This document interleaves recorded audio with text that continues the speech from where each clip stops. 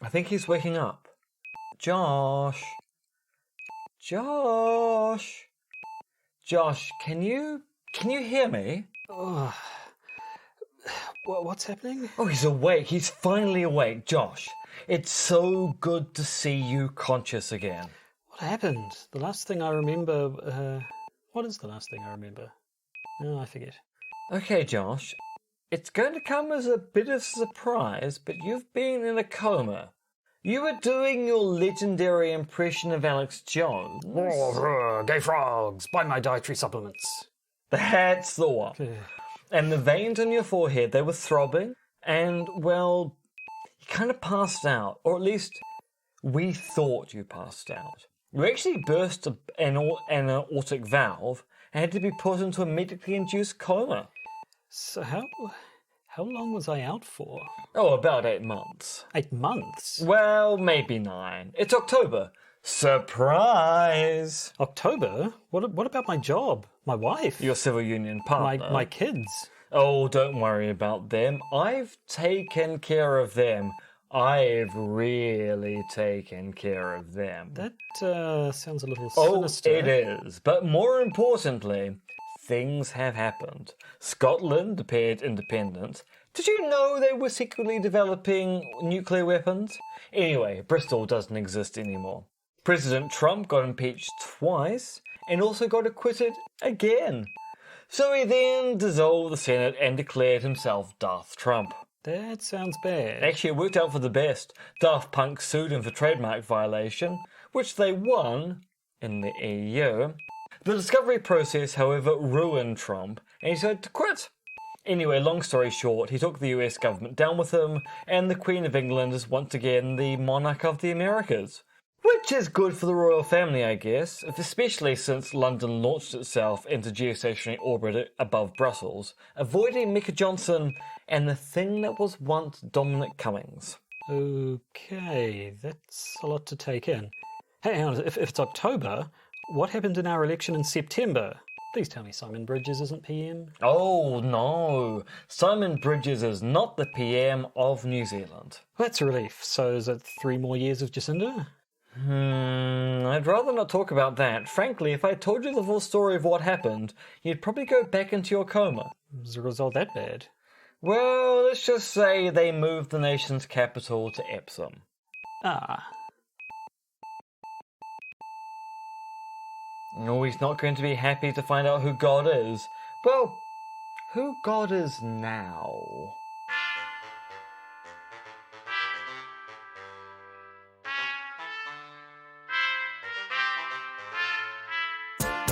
The Podcaster's Guide to the Conspiracy, brought to you today by Josh Addison and Dr. M. Dentith. Hello, and welcome to the Podcaster's Guide to the Conspiracy. I am Josh Addison. Sitting next to me, as always, Dr. M. R.X. Dentith. Who is especially drunk.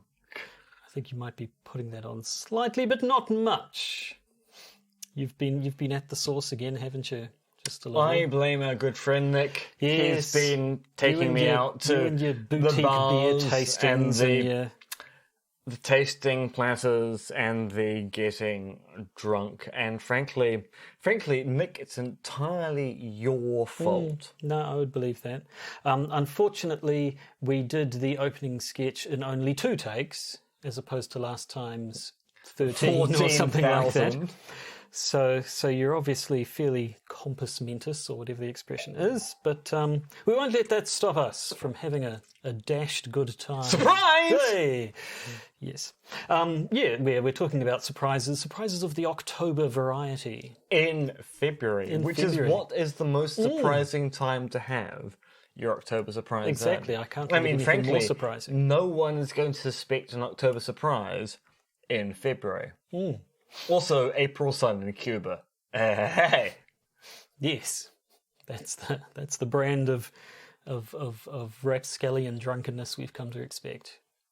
Also, that's a New Zealand song. It is a That's New Zealand entirely. song. That's true. That's for those of us back home. Also, for those of us not back home, the reference to the nation's capital being Epsom as a bad thing probably doesn't bear explaining. Oh, yeah. No. Yeah. If For you those don't of get you that, who just don't live good. who don't live in the nation. Or for those of you who don't live.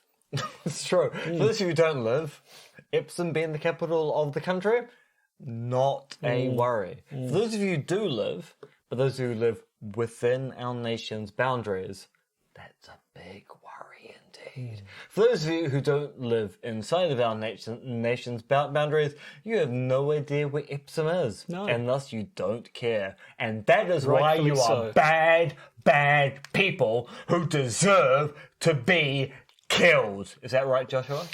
I wouldn't quite go that far. Oh. Maybe just permanently injured or mildly inconvenienced. Josh thinks you should only be permanently injured with, say, a broken leg or a lung that doesn't work. I think you should die! Right, well, let's take a break from wishing death upon our Do you listeners. think we'll get more patrons with my wishing death upon people who are listening to this podcast? I don't know, it could be courting the masochist vote there, could be courting the secretly self-loathing vote. It's true. People out there I mean, who, there are who people know out that there death is who are going, too good for them. we should give money to this podcast if only they wish death upon us. Yep. We're saying what you're all thinking. Enough beating about the bush. Let us beat about the Reagan instead. Did you see I made a presidential pun there? Hilarious. Yes. October surprise. Yes. Oh, looks a mercy. But seriously, let's talk about Bush and Reagan and Nixon and stuff. Do we have to? Yes. That's the topic. Okay. Let's talk about Bush, Reagan, Nixon, Carter, bit of Clinton, bit of Trump, even maybe, McCain. You'll see. I'm spoiling things here. Let's just get into it. He's forcing me to do it. I don't want to do it. He's forcing me to do it.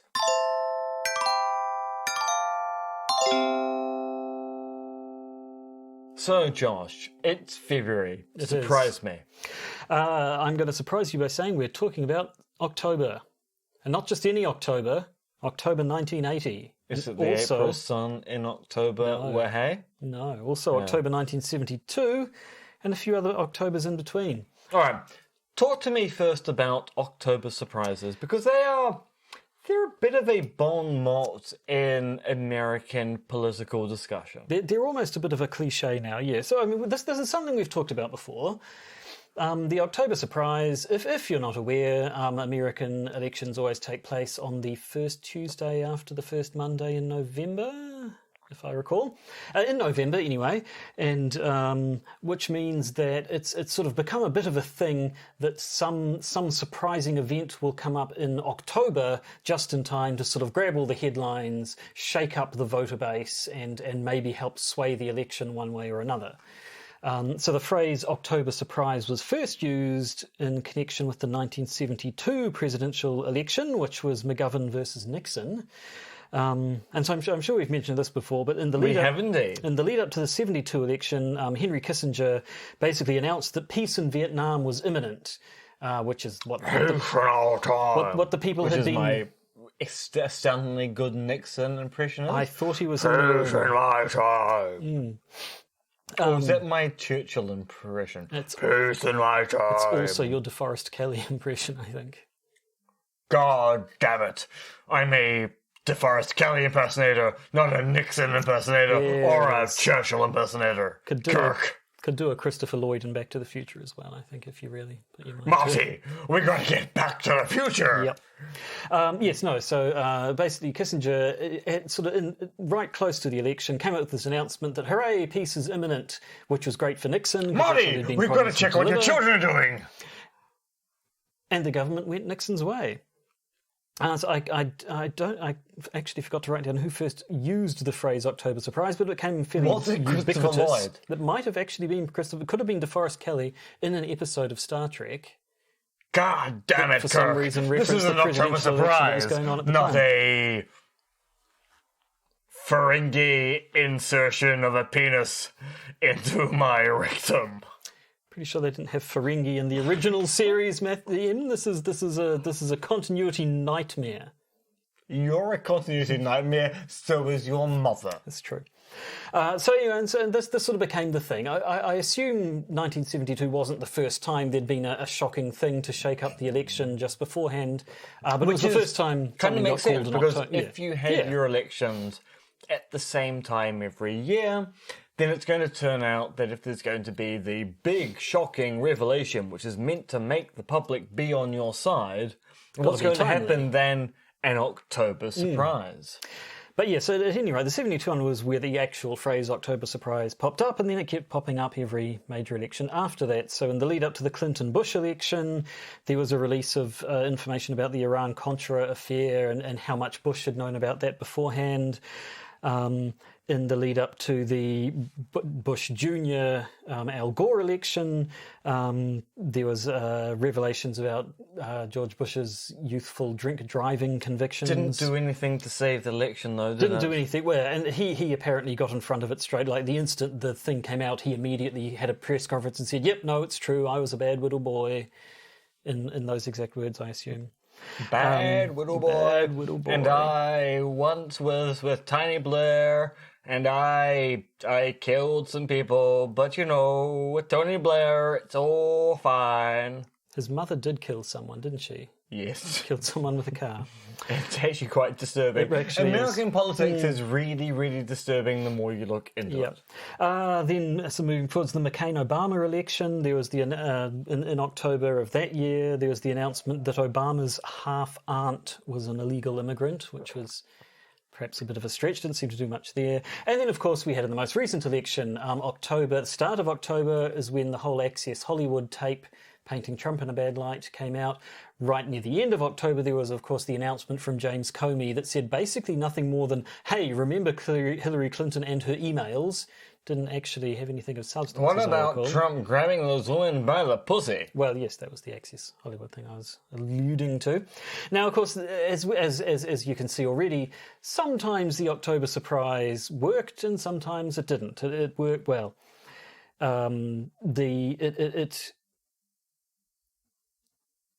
I don't know how to. I've completely forgotten how to phrase this. Basically, sometimes it worked and sometimes it didn't. Sometimes the elections went the way of the October surprise, sometimes it didn't. So it's kind of hard to say whether or not. Republicans grab the Democrats by the pussy. It's true. And sometimes. Much molesting of house cats. No, see, I watched Knives Out the other day, and I'm absolutely stuck with Daniel Craig with his southernish accent. Yeah, I guess you could say it's a southernish accent. It just appears to be Daniel Craig being allowed to say whatever he likes with a long drawl. But I quite enjoyed listening to it. And also playing the piano. Bing! Yes, Anytime don't know what the point of that I one was. liked. Also, can you light me up a cigar? Because I'm Daniel Craig, and I'm allowed to do whatever I like. Because I'm James Bond. Film. Yeah, I'm James Bond, and you're James Bond too. I haven't seen Logan Lucky, but apparently he has a lot of fun in that as well, with an entirely different American accent. I'm sure he does, because that's the way that Daniel Craig is trying to divorce himself from the role of James Bond, a role which he is stuck with but doesn't want to play. That really seems. Why are we talking about Daniel Craig? Just because? Basically, because it's a surprise, baby. Yep. It's a surprise. Well, I'm fine with that. So those were numerous October surprises, but the particular October surprise that we really want to talk about today is the 1980 October surprise. 1980 was the year of the presidential That election seems between Jimmy Carter and Ronald Reagan. Classic. It's classic October surprise. Classic that one. Carter. And you know what I Classic say Carter. about classic Carter? He had a peanut farm that he had to sell. Was that Jimmy Carter? I mean, That was that Jimmy is, Carter. but that wasn't where I was going. Okay. But fine, you go with the peanut farm. That's you do you. Yep. Right, so in the lead up to the 1980 presidential election, possibly the biggest deal at the time was the Iran hostage crisis. Now, tell me, what was going on in Iran at the time?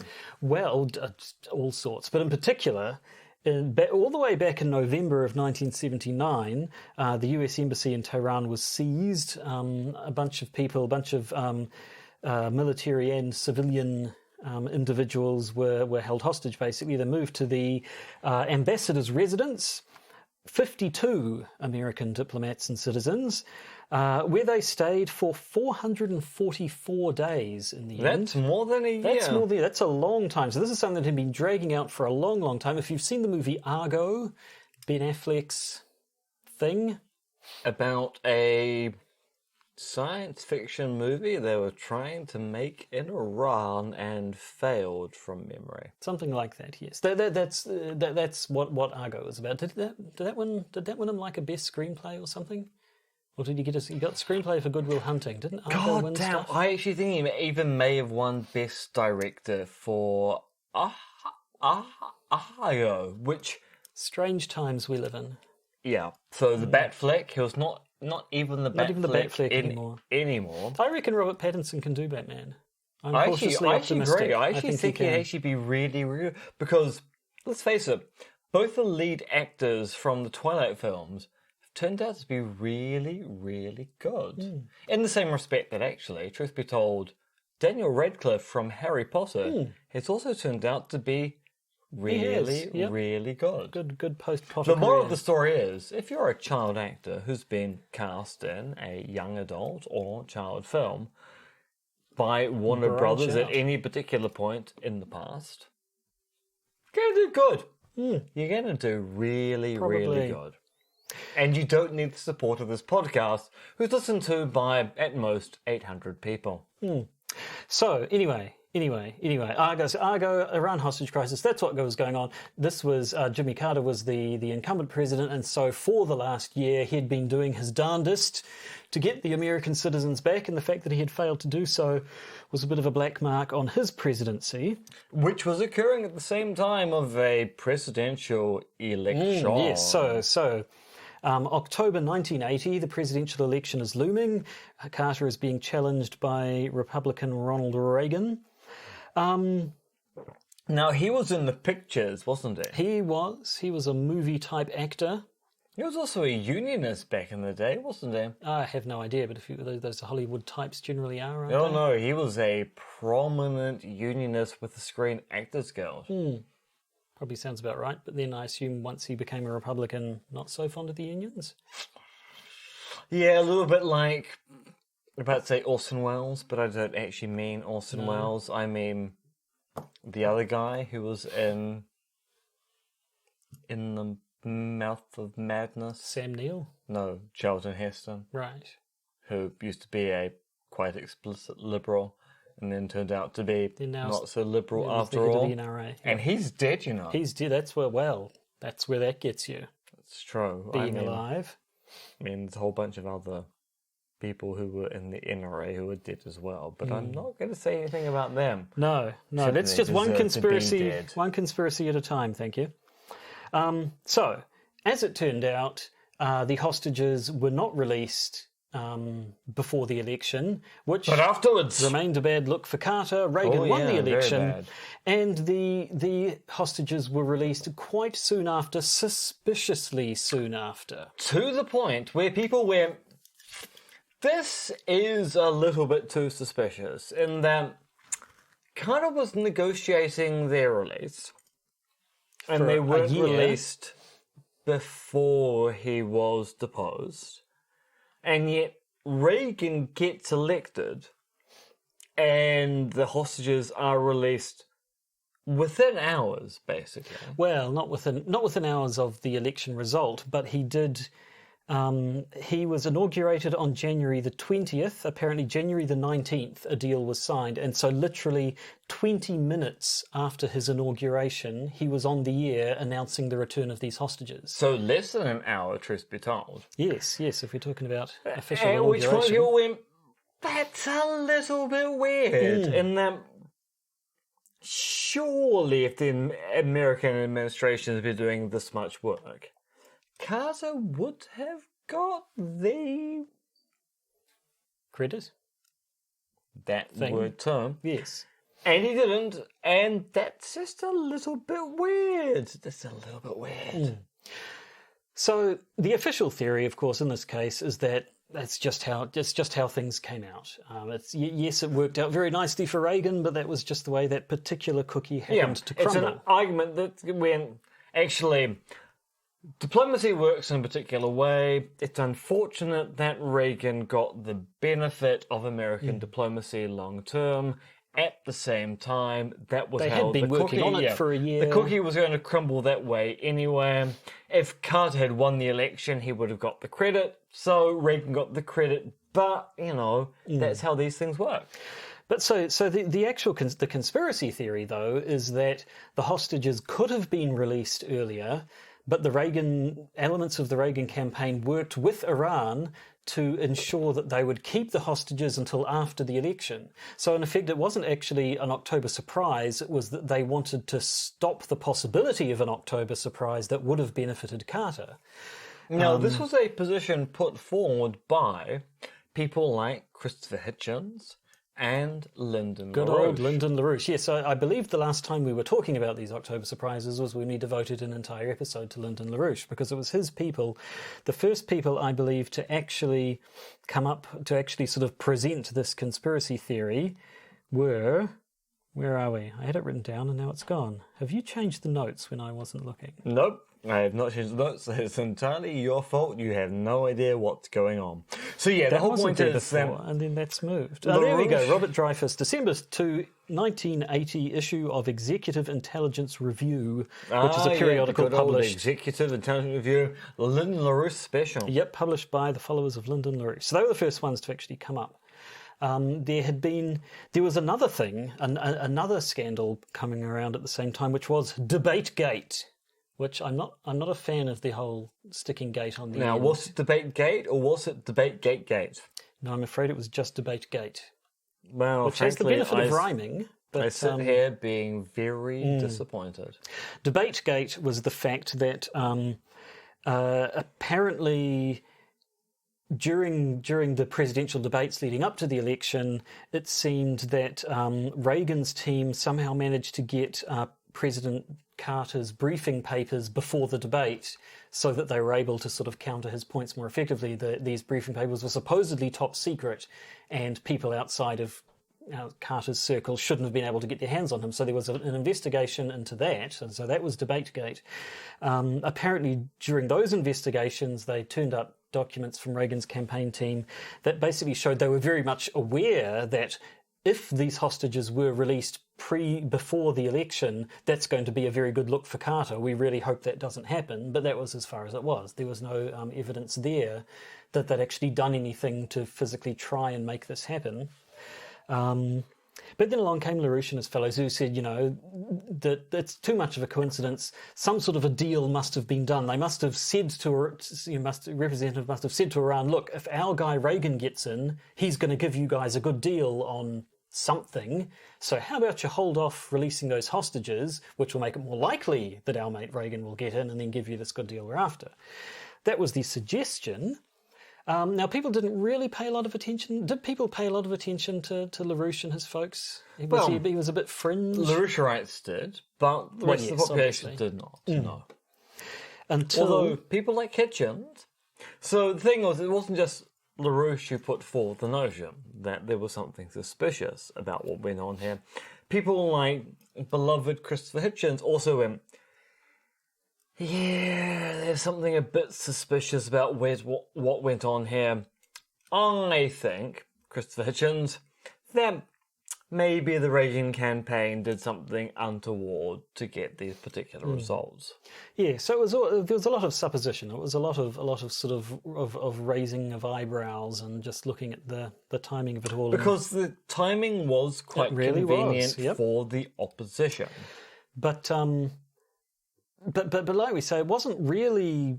the public at large wasn't that interested until along came Iran-Contra, which we've also talked about before. That was the whole the selling of weapons to people they shouldn't have been selling weapons to, and so on and so forth. Like the Contras. And once that came out into the open and was a big sort of conspiracy that had been laid bare in public, people started to pay a little bit more attention to other conspiracy theories that had been going around at the time. And people started looking into this October surprise conspiracy theory a bit more. So throughout the early 90s, a bunch of various publications, journalistic publications, investigated And, it was a theory that was battered around, it was entertained, but no one ever actually came up with any proof that the theory might have been true. Sort of having a quick read through, the whole LaRouche factor did seem to count against it at some cases. It was sort of like, it's the kind of thing that we talk about. It was, well, Lyndon LaRouche has been going on about this, and he's one of those conspiracy theorist types, so maybe we don't need to... He's obviously mad, so we have to pay no attention to anything he's got to say. But they weren't just journalistic investigations, there were governmental ones. There were 2 investigations that I could see, both of which didn't 100% say this conspiracy never happened, but they did very definitively say there is no evidence that this conspiracy theory is true. One of them, the House October Surprise Task Force, who I assume had their own cartoon series in the 1980s and joined together to form a giant robot. Basically, I remember owning action figures from of the House October Surprise Task Force, yeah. Yeah, I mean, the William Barr figure came with a desk and a pen. And a robot lion, as I recall. It's a good thing, actually, because originally it was Task Force of the Committee on Foreign Affairs to investigate certain allegations concerning the holding of Americans as hostages by Iran in 1980. Yep. Wouldn't have made a good TV title. But the car they came with was astounding, because it even had a little person who does the notes from the judge with the stenographic machine. Fantastic. Yes, I think rebranding House October Surprise Task Force, excellent marketing move. Yeah. Excellent. Anyway, so this theory, it came up, it was battered around a bit. Nobody really, it was just one of those things that was always suspected, but nothing ever came of it. Now, the reason why we're talking about it today, here and now, in 2020, which is not 1980, it's not 1980 at all. God damn it! I thought it was the 1980s. It is quite literally 40 years since 1980. If I was wearing a lapel, I'd be striking it out right now. If I were wearing a monocle, it would have just popped out. Yeah, that's the 1880s. That's just inappropriate. Close enough. You do not understand how time works. Well, only marginally, that's true. But no, just at the end of last year, there was an article in the New York Times, which some people have sort of seized upon to say, hang on a second, that the October surprise, and hang on, what? So the article itself was based on documents donated to Yale University. I assume not the lock-making company. That wouldn't make any sense at all. Yeah, I have to assume it is Yale, the university. From the offices of David Rockefeller, of the Rockefellers. Which we'll get back to in just a minute. We'll get back to the Rockefellers. He was, this particular Rockefeller was foreman of Chase Manhattan Corporation, the bank. And also very, very old, but we'll get back to that again. So a whole bunch of his documents had been released. Basically, his chief of staff, one Joseph Reed Jr., had made sure that these documents would stay sealed until Rockefeller's death, but he died in 2017. These documents were released at the end of 2019. The New York Times ran this article, it was sort of generally around sort of Iran-US foreign affairs stuff around the 1980s and how Rockefeller and Chase Manhattan tried to sort of steer events to their benefit. And it was about sort of, it was about the Shah in Iran and about the Reagan election and all sorts of stuff. But in the middle of it, they talk about how the Rockefeller and Chase Manhattan Corporation collaborated with the Reagan campaign to, quote, preempt and discourage any sort of an October surprise that would benefit Jimmy Carter. So the Carter, the campaign, they weren't working towards. That's entirely true, yes. Yeah. Yep, they were very much working with Reagan. Yeah. So there was this particular segment in the article which reads thusly. The Chase team helped the Reagan campaign gather and spread rumours about possible payoffs to win the release, this being the release of the hostages, a propaganda effort that the Carter administration officials have said impeded talks to free the captives. I had given my all to thwarting any effort by the Carter officials to pull off the long-suspected October surprise, Mr. Reed wrote in a letter to his family after the election, apparently referring to the Chase effort to track and discourage a hostage release deal. So that was just sort of one thing in a long list of various ways they tried to influence affairs in this region at this time. But people said, hang on a second. So originally, we had documentary proof around the whole DebateGate thing that the Reagan campaign was aware of the possibility of an October surprise of this nature, and obviously didn't want it to happen. Now we see that the talk of them actually working to discourage it. Now, this sort of there were articles that then referred to this article saying, "Oh, haha, dun dun dun, case closed." I have to say they oversold it a little bit, really. I mean, there is no suggestion that there is no proof of an actual deal being done with Iran. Certainly nothing about some of the suggestions that say that arms sales to Iran and stuff like that. There was none of that, but it was just it showed that the Reagan campaign and their allies were proactively working to try and thwart this idea of an October surprise. By some certain means. The best theory we have, given the available evidence, is the Reagan campaign being aware that the Carter campaign is going, we don't want there to be any deal before the election. The Reagan campaign going, we can preempt that in any way, shape or form to show favoritism. Can it be really useful when and if we get into power?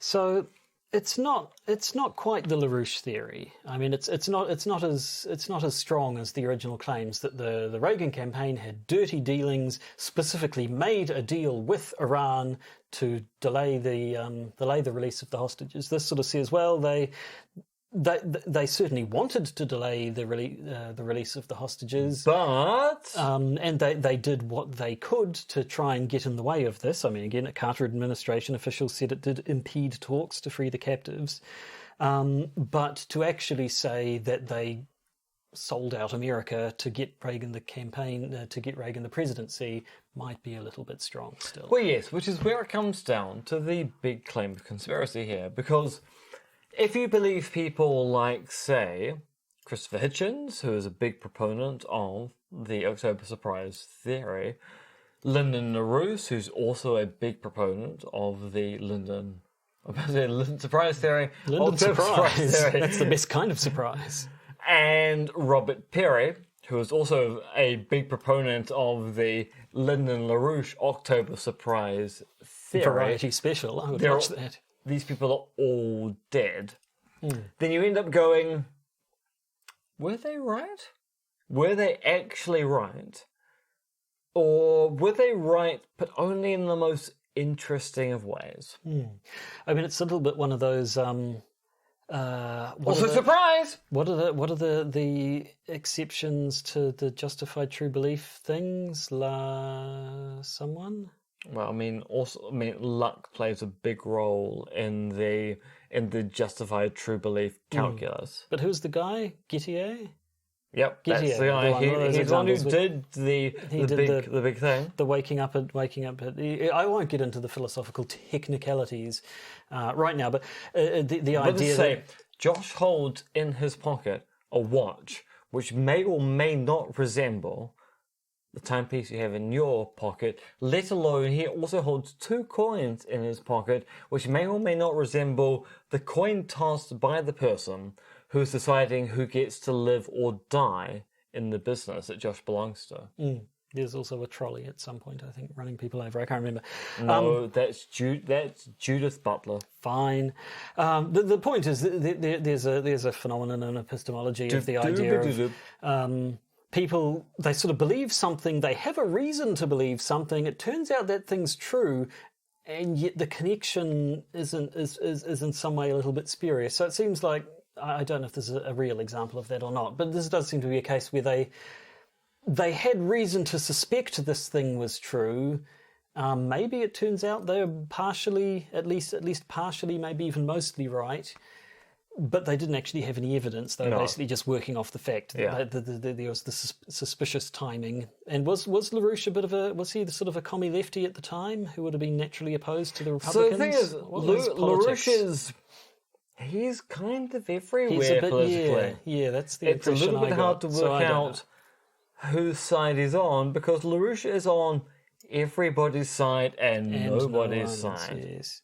Yeah, so it seems to be a case of suspicions possibly I don't want to say groundless suspicions. The timing really was Well, quite I mean, odd, but yeah.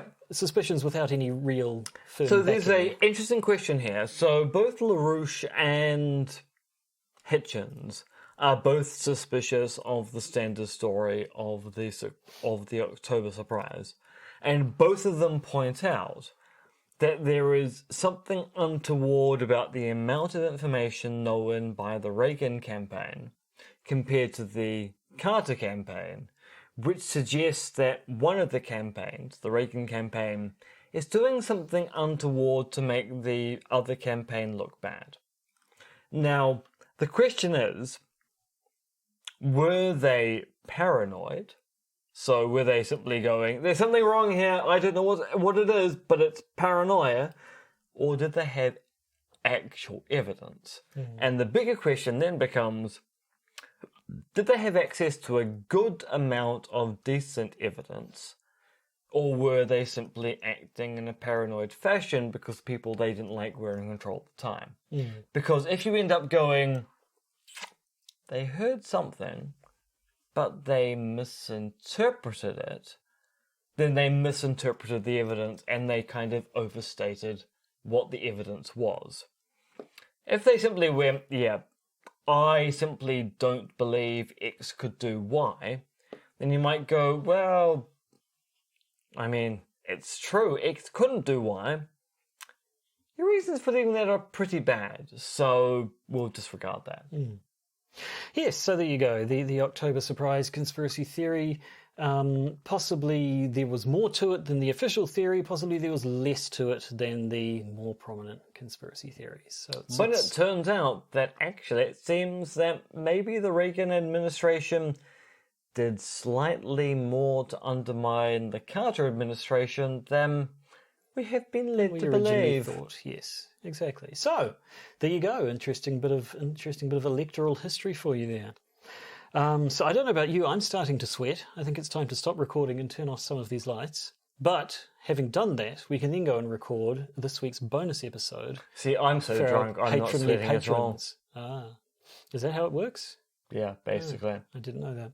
Yeah. The thing is, you've never been drunk, No, Josh. never so really you have properly drunk. absolutely no idea that once you get into a zone, you just don't care. You just don't sweat. Your body temperature regulation just gives up the ghost. Which is why people die of alcohol poisoning. I am dying of alcohol poisoning at this very moment in time. Yep, and you're doing it for them, the listeners, to whom you are eternally grateful. Which is why you have to pay for my entire insurance. Yep, there we go. And you could do that by dying becoming a inside. patron. Probably wouldn't actually cover all your insurance, but that's okay. So yes, Won't cover even any of it, truth be told. well. But yes, if you want to become a patron, then do go to Patreon and search for the Podcaster's Guide to the Conspiracy, or go to conspiracism.podbean.com and sign up to Podbean's native I'm still going to patronage die. campaign. Well, yes, eventually we all are, but we all watched the end of The Good Place, so it's okay now. Is it though? Apparently, Do you feel better after watching the end of the Good Place? I actually do.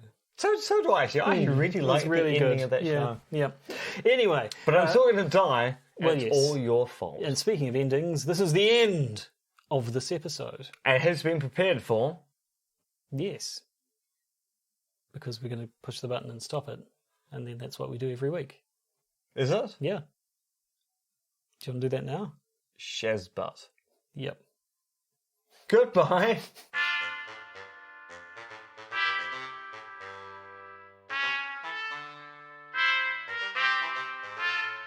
You've been listening to the Podcaster's Guide to the Conspiracy, starring Josh Addison and Dr. M.R.X. Denton, which is written, researched, recorded, and produced by Josh and M. You can support the podcast by becoming a patron via its Podbean or Patreon campaigns. And if you need to get in contact with either Josh or M, you can email them at podcastconspiracy@gmail.com or check their Twitter accounts, Monkey Fluids and Conspiracism.